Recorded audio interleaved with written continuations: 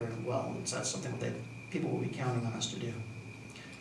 Shuttle program, we're going to be having we're out in the middle of a joint RFP with Samtrans for a whole new shuttle provider or a new contract for the shuttle services. So the commute.org shuttle that you saw in a little while, starting next year, it may look a little bit different. It'll probably still be about the same size, but the color scheme is going to be different, and we'll be synchronized with Samtrans and all of their shuttles to make sure that we kind of provide a unified look throughout the county. Speaking of that shuttle support services, we are going up on Google with our shuttle services. All of the routes, all of the information about our shuttles are now going to be available to the people. When they try to plan their route, they say, gee, I'm going to go from Atherton and I need to work up in Brisbane in a location. So if you were to take Caltrain from outside here, you got to Brisbane, how would you get from Brisbane to your work location, wherever that might be in Brisbane or South San Francisco? That now our shuttle services will be a part of that. The more we do, the more success we have, the more partnerships we end up developing, the more tables we get invited to sit at, and I see that increasing and continuing. So we're staffing up, or not staffing up, but we're ramping up for more partnerships and working with people in a variety of different ways. Probably the most recent one that we're working on is in Redwood City, which is, you may have heard about, it's called the Connect Redwood City project, which is bike share, car share, van pool, telework, and so forth. We're a partner in that project, managing the van pool and other components of that. Those kinds of things are going to start rolling out to all of the cities throughout the county, and you'll see us there. Happy to answer any questions you might have about our programs or what we do. I have a question. Please. If we look really locally, our biggest single problem as far as traffic congestion is Menlo Park. Menlo Park keeps approving new buildings and they keep saying it's not going to have any effect on traffic. They're now just going to go ahead and approve replacing all these car dealerships in El Camino, which is going to have a huge impact on traffic. So I think, if you can bring any kind of hard or soft hammer to Menlo Park, you would really change the traffic congestion for us. But I don't think they have any plans for really reducing the traffic. I've never heard them talk about commutes, any form of shuttles or anything else when they talk about rebuilding all those car dealerships into condos. It's going to have a huge impact on our traffic. So please, they are totally irresponsible as far as I'm concerned in Menlo Park as far as traffic goes. And it affects us. That really affects us. There's no doubt that we are all integrated in this region within the county, and it's, trust me, I know, so I've only been doing this for about 2 years, a little bit less than 2 years. And anytime somebody gets stuck in a traffic jam, I'm one of the first people they think to call. What are you doing about the congestion? Hi, John. First off, thanks for the presentation. It was very good. Like Elizabeth, I'd served some time on that with Christine when she was there. And this is the first time actually y'all come down and made a nice presentation, which is good. Gets the word out. You referred several times to the rail and how our residents can get out there and jump on the train and use your services, but unfortunately the rail doesn't stop here. So it would be nice if we could actually use some leverage from yourself, because we've tried all sorts of things to continue to try and leverage getting some stoppage here, even if it's just rush hour stops or something like that. So is there anything you think you could do to try and help us with at least lending your name to that? Happy to do so. Happy to do so. I mean, it's again, any time that we can promote transit alternatives for anybody, and we're happy to do so. That's what we lend our name to, and we're happy to work with you on that. And also, we're in the process of doing bike lanes, and one of the things we're looking for is some grants and grant inputs and things like that. So if there's somebody in your organization that's working on grants for bike lanes and things like that, if they could get that information to us through Elizabeth or somebody, so that we could maybe tap into similar sources and just be another name submitting a similar type of grant if you have a template, because this is one of the things that we're trying to do. We've got a bike plan, master plan getting ready to go on. I mean, we've already got a committee looking into it. And of course, to do it right takes a fair amount of money, and we don't want to do a piecemeal. We want to integrate in with the rest of the community. So that type of insight and pointing in the right directions and maybe even some pro forma, this is what's worked for us or for other communities would be helpful. Thank you. Thanks, John. Gary? Thank you. I have to echo what Bill said related to Caltrain. We don't believe that our service is going to be restored till 2017 for daily service. Is that tied together with the electrification? Yes, yeah. Right. Yeah, and unfortunately for us, we do have a lot of our commuters that are now joining Redwood City's traffic and Menlo Park's traffic, which is obviously no help to them. And we would really love to partnership more with Facebook so that if they have commute traffic, that they could use your service and such. And obviously, as you see probably in our parking lot, our biggest business in town is, the 100 workers that come to work in town. And we'd love to take a lot of those cars off the road. So if you went through most of our construction sites and brought people back to here, that would be a congestion here even locally. So Yeah, we'd love to have that, so. yeah. Great. John, thank you. I know it's a challenge because we drove to Sacramento this morning for a conference, and we got stuck in the traffic going north and then seeing all the traffic coming back. I said, this is an impossible challenge to even attempt to solve. I mean, it's just impossible. But thank you. Keep chipping away. You Keep do, chipping you away. really do. And I think you've done a lot of positive work the last 2 years that you've been here. And you've made the meetings a lot more fun. I know that Bill didn't think that they were fun, but I remember when you brought. There's a different person.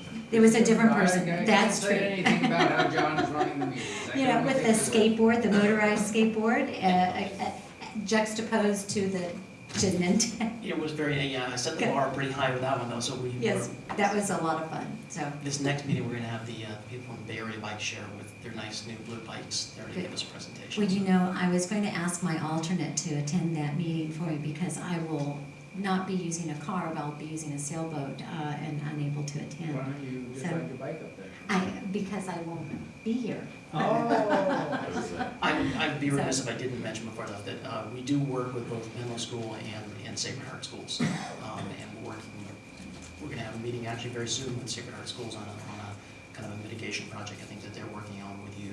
Yes. Doing TDM work. That So, would be very good. Good. so Mr. Dioli and I are Okay, good. old classmates together. Oh, So, good. so yeah, so we'll work with him closely to make Thank sure that you. works out well. Thank you again. That's good news. Thanks. That's good news. Okay, thank you. That is actually very good. Yes, okay, moving on. We have the consent calendar, items 8 through 17. Does any member of the council wish to make a comment or pull any item on the consent calendar? Madam Mayor, just a note that there was changes to the minutes of August 7th, and the council's received an updated version of that. Okay, and was that on page 1, Yes. the date? Item 1. Yeah, No, it wasn't the date, it was some language changes. Councilmember Whitmer had made some language changes to what his comments were during that meeting, based on what the record reflected. oh, okay, I don't think I got that. Well, the motion, there, if you look at, on page 1 of 6, it says the election's gonna be held November 6th, and I think it should be November 5th. Right, should do that. And then in the first sentence of that motion, there should be 2, motion by Dalby, second by Weist, 2 TO, to consider that was what I said. So I must not have downloaded or the new version. Okay, we'll make those additional corrections. Okay, You sent it out. I guess it's about midday. I wasn't, Midday. okay. So does any member of the public have a comment on the consent calendar that they'd like to make? Seeing none, I'd like to entertain a motion to approve the consent calendar, items Second. 8 through 17. We have a motion and a second. All those in favor? Aye. Any opposed? Okay, so that passes.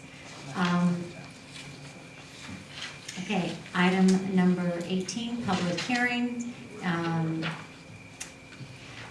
This item has been requested to be continued.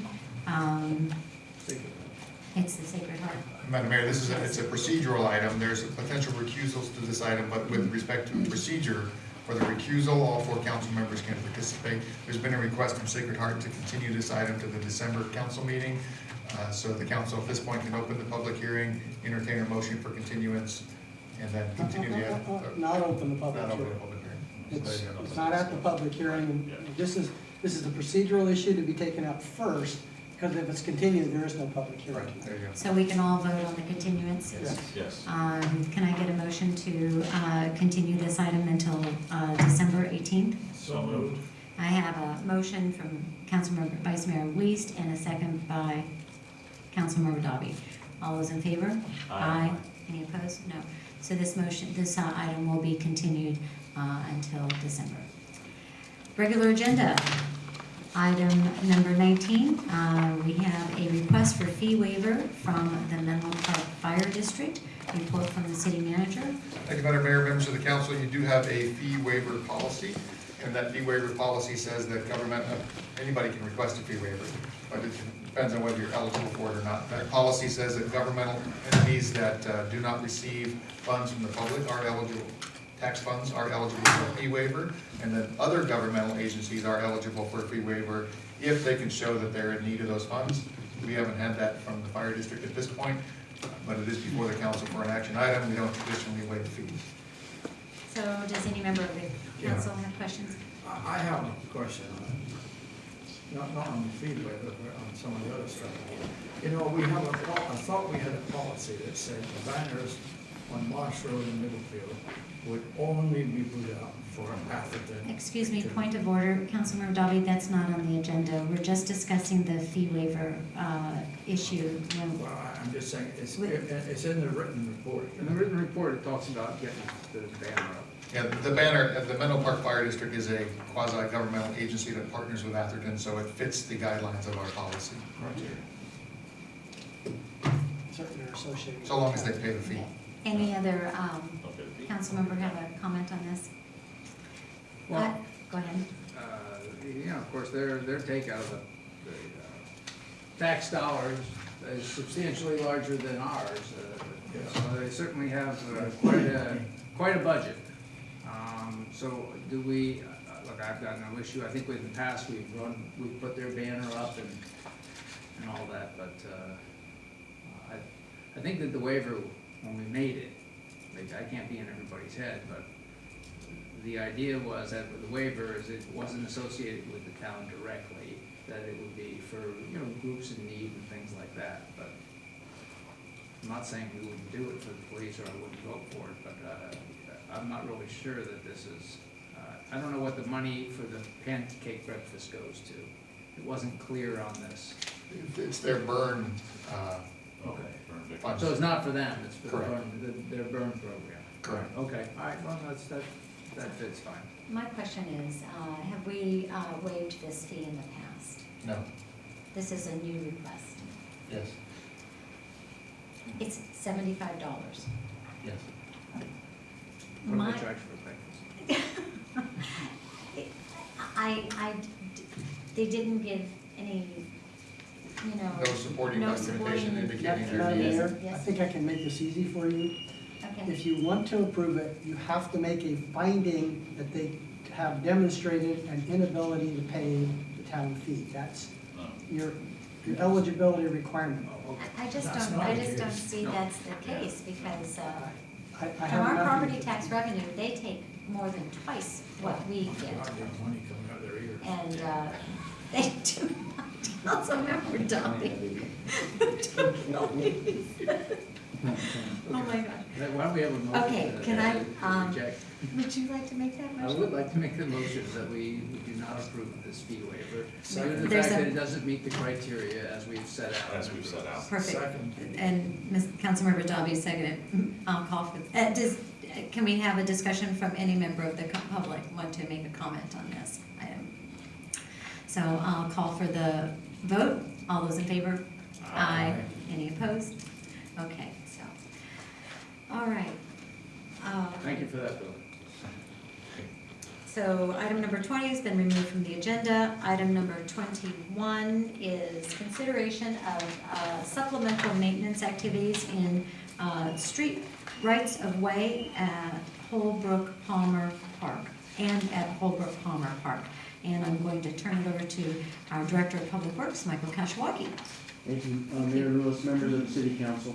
The purpose of this item is to get City Council feedback and direction regarding possible increases to funding to supplement current maintenance activities within the street right-of-way in Holbrook Palmer Park. This item is a direct result of discussion at the City Council Goal Setting and Leadership Workshop, which you held in June of this year. At that workshop, Council expressed an interest in exploring opportunities to improve the safety, sustainability, and appearance of the street right-of-way in Holbrook Palmer. And to facilitate this discussion, your staff report identifies some additional supplemental activities which staff believes would help achieve Council's goals of improving safety, sustainability, and appearance. Staff is also seeking Council direction of any other activities or Council priorities that is not included in the staff list within the report.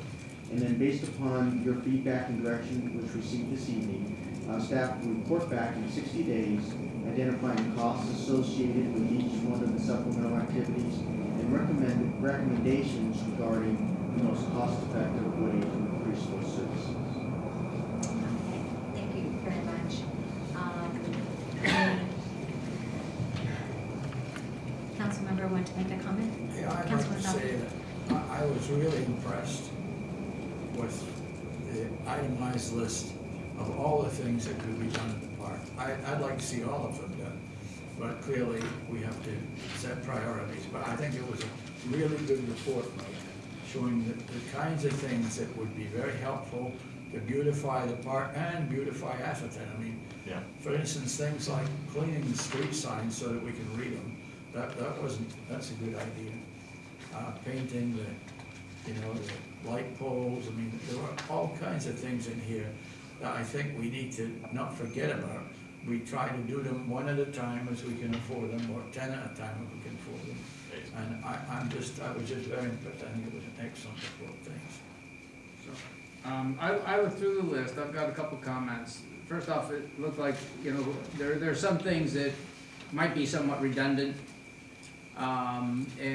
Such as we're gonna clean the street signs, but then we're gonna paint them. So if we're gonna paint them, then we don't need to clean them. So, it's. You can Good clean them judgment. before you paint. Good Yeah, judgment. so, and then also, I don't know necessarily, I like everything else except for I don't know what counting the trees in the right of way is gonna do.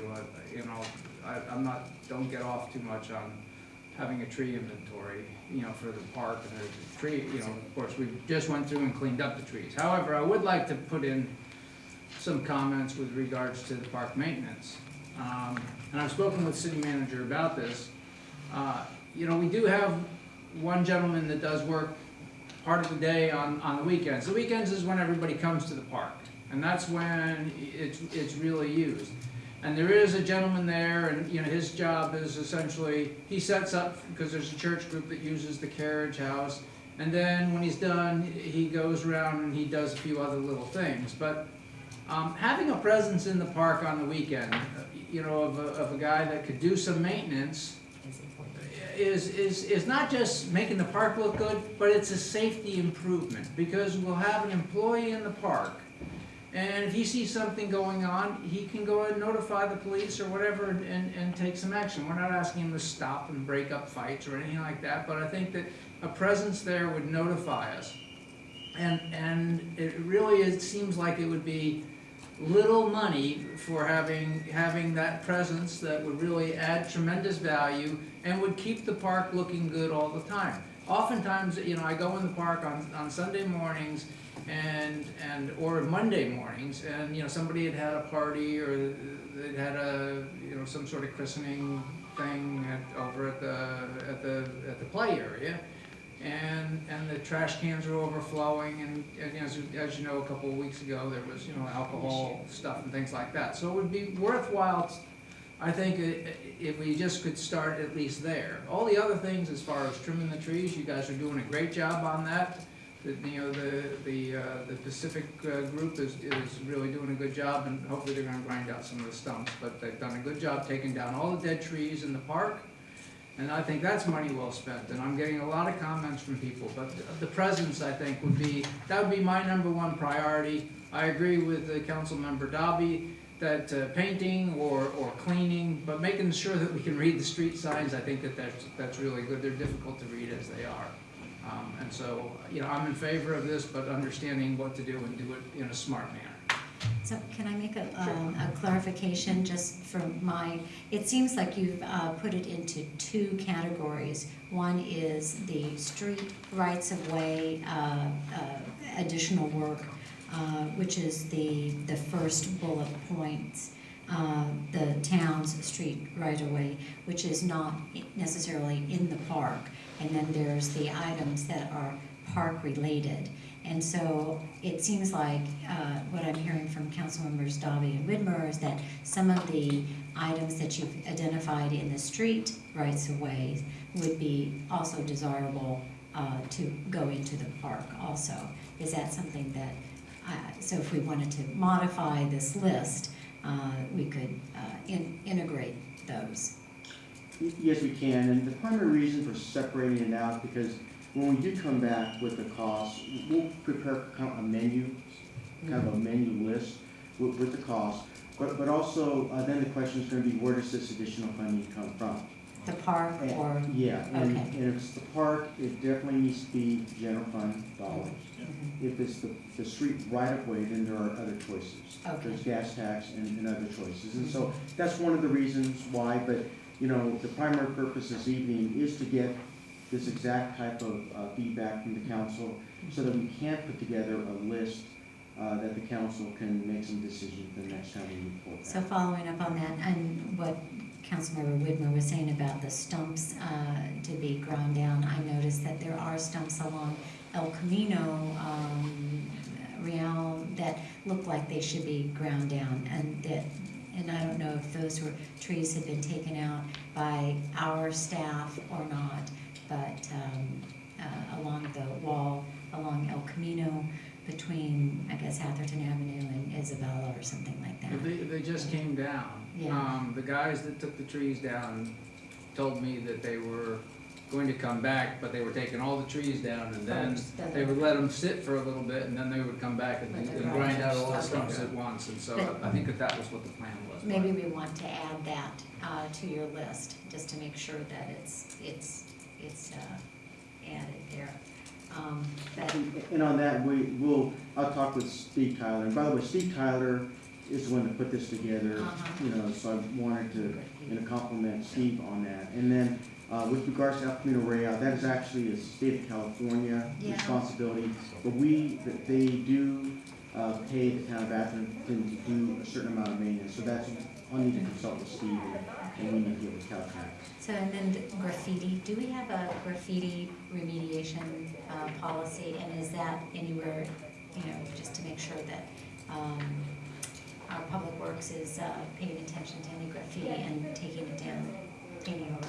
Graffiti's illegal. If it's on private property, we have Bob Cushing go out and do a door knock for the property owner and have them organize its removal. If they don't, then we take care of it and charge them for it. Carrie? I think that everybody here is on the same page, Mike, related to this. We all want it to be a beautiful park and continue to be, and I know that we cut back considerably and we ran real lean, and now we have an opportunity to increase some things, but obviously safety is paramount over everything. So obviously those are some serious priorities. I would agree with Bill as well, and I'm sure everybody else would say the same. Having a presence on weekends and keeping it beautiful on weekends is also something that, we would like to consider, and that again will give us a 2-tier, increase safety and keep it clean. So, also Steve Tyler's done a great job at monitoring this, so I'm sure as far as getting down to what we want to do, phasing in 10 things a week or whatever it is, as long as it's within our budget cycle, finance-wise, makes sense. So I think that at this time, we should just direct staff to come back to council with some cost analysis of these various additional services. Okay? By the way, I'd like to add, I guess it was Saturday or Sunday, I saw the guy out there. He was actually doing an excellent job with the weed eater on the infields, making the lines as straight as I've ever seen them. I had pictures before and after, and we'll be happy to show when the Little League comes back how well the guys are taking care of it. So the guy, I spoke to the guy, he was taking a lot of pride in what he did, and really, he was really doing a super job. So, so whoever was out there taking care of that baseball field, Great. really was doing a great job. I Thank wanted to you. comment on that. I mentioned the Okay. city manager. Okay. So moving on to item number 22, it's a resolution authorizing a budget amendment for a contribution toward other post-employment benefit long-term liabilities for fiscal year 2013-14. And I'm going to let the city manager give the report. Thank you, Madam Mayor, members of the council. You have the staff report. It's about 5 or 6 pages long. I'm not going to read the thing in the interest of time. But we all know the situation. We have about $4.9 million of unallocated reserves. That's a very unusual position for the town to be in, given 3 years ago we were upside down. The council was making decisions with respect to reducing staff and doing other cost-cutting measures, as was mentioned earlier this evening. But now we're in the unusual position of having a surplus beyond our required reserves. So as part of the budget presentation, I had suggested 3 potential options for the town to consider. One was paying down pension and other post-employment benefit liabilities. A second was contributing toward capital projects. A third was increasing the town's mandatory reserve. At the time, the council said, well, let's let the finance committee chew on that a little bit and provide some feedback to the council. That was going to take some time. So when the council considered the parcel tax, a member of the council suggested, well, okay, well, what are we going to do in this fiscal year? And so when that was approved, staff was directed to come back with a report saying, okay, what can we allocate in the current fiscal year toward OPEB while the finance committee talks about all the other issues? And that's what this report addresses. And the suggestion is that the council consider a contribution, given what our unallocated reserve is, in an amount somewhere between $1.1 million all the way up to $2 million in the current fiscal year toward that OPEB liability. And it would decrease, as the report indicates, our annual required contribution by about $125,000 going forward. We could reduce that. Staff's suggestion is that we keep that in the current fiscal year, but in the future fiscal years we drop that down. So that's an operational savings. And then also to consider whatever comes out of the finance committee as part of your revenue expenditure discussions in March, April. So that's basically concluding the staff report. The recommendation is you consider the budget amendment, plugging in the number as appropriate. Any member of the council have a question? I would say that at one point we talked about a number that would be equivalent to the parcel tax. That number would be about 1.8 million. And I would certainly be happy, I want to get rid of those as quickly as I can for long-term liability. If we decided that 1.8 million was the right number, I could support it. So my comment would be, as you know, I've spoken passionately about paying off these long-term liabilities. We've started doing that. We paid off our side fund, which we did an excellent job, and it turned out that it brought us budget relief. As we pay down the OPEB, we will find it also gives us additional budget flexibility. I think we have an obligation really to get this down to a very manageable level. I think that the city manager's suggestion of paying in the couple $1 million, as well as keeping the additional $300,000 payout that's in the budget today is a very prudent thing given the surplus. I do want to comment that with regards to the finance committee recommendations, I did watch the video of the meetings where they were discussing this, and I have to say I was a little bit surprised with some of the comments with regards to, hey, we have some money, let's spend it, and let's spend it all on capital. I realize that's a paraphrase and it wasn't everything that was said, but I think we have to be good stewards of the taxpayer dollars. So paying down these reserves will give us budget flexibility. And then there are some capital things we need to spend, and there are some operational things we need to spend on, just as we just talked about a minute ago. But I think that also, if we don't need to allocate all the parcel tax, that's something we need to consider too. So just because we have a parcel tax, and hopefully it will improve, be approved doesn't mean it needs to be assessed in full each and every year. You know, we do have some key items that we want to get paid for, but you know, my concern, and I mentioned to city manager, was that when we build the budget, it's kind of a laundry list of all these capital items, and many of them, you know, staff came up with, and, you know, we said, okay, fine, you know, I know for myself, there were some I could take some exceptions to, but in the long run, the list was pretty good, but we have a chance to go back and say, do we really need that, and do we really need to spend the money on that now? And so just to blindly go fund those things, as some people were suggesting, I am 100% against, because I think we need to make prudent decisions and spend the taxpayer dollars right. So I don't like the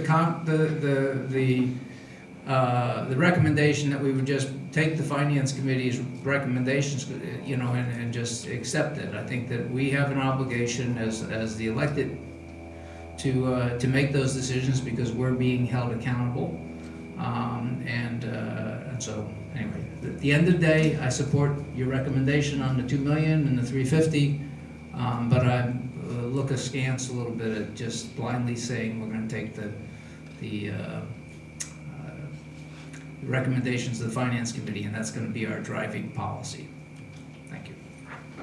To my knowledge, the finance committee has not made any recommendations, and I was at the finance committee, and I don't think anyone said blindly do anything. There was no blindly in anything. And so I don't know where you are saying that. I mean, I really think that making public statements like that and kind of paraphrasing what was at the finance committee, that's not what was said. I mean, Well, I I saw what I Yeah. actually, as I told you, I Yeah. watched the films. Item number, But film anyway, number that's 3 okay. has So I'm it gonna all. let Councilmember Weiss, Okay, that's Vice fine, Mayor no Weiss problem. have his say. Okay. So- Thank you, and, you know, apologies stepping in here. Related to this particular topic, I understand related to Finance Committee, and that's something that would also be included, this item related to long-term liabilities, et cetera. And I know that's something that's being discussed by the Finance Committee. There's a lot of things being thrown on the wall, with the exception, with this being one of the items as well. So I think we're all on the same page. We all want to make sure that we make the right moves for the long-term stability of Atherton. How we do that is really the course of, this is an item that I think that we're targeting for this year's cycle. What comes out of the Finance Committee is really something that we're going to be targeting for realistically next year's budget cycle. And with that, there may also be a recommendation to buy down some of the long-term liabilities as well. We don't know that. It's a recommendation that comes back to us, and then we'll discuss it obviously here. But related to this topic and buying down the long-term liabilities in this fiscal cycle would be a prudent move, and I think all of us, you know, do want to go in that direction. And you know, it sounds like we do have some money, and that, you know, buying down this long-term liability would be something that would benefit us and make us fiscally more sound for tomorrow. So I do think that it's something prudent we should discuss, and an amount we should consider. Okay. I would also just add, it's money in our pocket. Paying down these long-term liabilities is money in our pocket, especially as we've no idea in the future exactly what the state's gonna do or anybody else. The quicker we get rid of them, the better. Thank you. So my position on this is that the Finance Committee has been tasked to look at this. We've been talking about it for several months in various forms, and it's not only the OPEB, it's looking at the pension funding, at maybe reducing the parcel tax going forward, maybe not collecting as much if the parcel tax gets passed, you know, that we need. So how we cut this up is being looked at, and it's not being looked at blindly, and it's not, there has not been any recommendation coming to council. My first impression is that we should not do it piecemeal, but I want to clarify what Councilman Vice Mayor Wiest has said, that this would be in this fiscal cycle, and what the Finance Committee is looking at in a future projection and longer-term way of looking at capital projects. And to my mind, no one said to spend it all on capital projects. There are many projects that are looming out there that we have neglected, deferred, not having money to use to complete these projects, such as the Marsh Road channel repair. And I think next month we're going to get an idea of how much the big pipe might cost. That's good, I'm waiting for that You big know, pipe number. and I don't It'd rather be small. along with some other, alternatives for fixing the Marsh Road channel, but we're gonna look at that. So that's all in the mix. I mean, it's not saying we're gonna take, all the surplus that we are very fortunate to have in this fiscal year cycle and throw it all at capital projects. So pension funding, OPEB funding, the liabilities that are looming out there, yes, we need to take a look at that. But we're also going to be looking at getting another actuarial, which may adjust those liabilities in a downward movement. So, City Manager, will you confirm that for me? That is correct. The Finance Committee's discussion is a prospective policy, so it would apply in the 14-15 fiscal year if the council chose to adopt it, modify it, change it, however you see fit. Mhm. But it's prospective. What we're discussing this evening is only for the current fiscal year. Right, okay.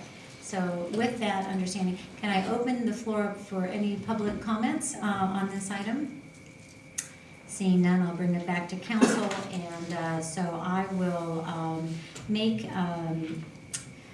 I never get to make the motion, but I think that Councilmember Widmer would love to make the motion. I would like to make the motion that Yes. we would Yes. make a contribution of $2 million to pay down the OPEB and keep the existing 2 million or up to 2. One, He said 2 million. $2 million. 2 million. I think We'll see what. $2 million and